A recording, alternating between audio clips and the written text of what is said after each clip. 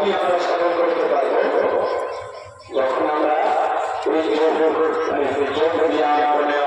আমরা জীবনের মধ্যে নিতে পারবো। তাই না?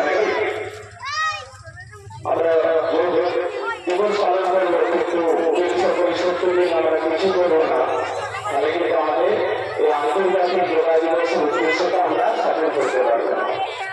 তাই আমাদের এই যোগ জীবন সাথে সতর্ক আছে আমাদের যোগ শুরু, তাই তো না?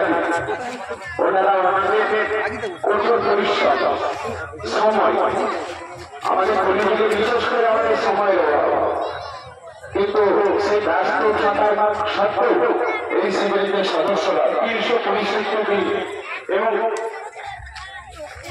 একটা নির্দিষ্ট টাইম দিয়ে আমাদের গ্রাম পাড়া প্রতিবেশী সবাইকে একটা যোগের মধ্যে আনার চেষ্টা করছে যাতে আমরা সুস্থ সবল থাকতে পারি।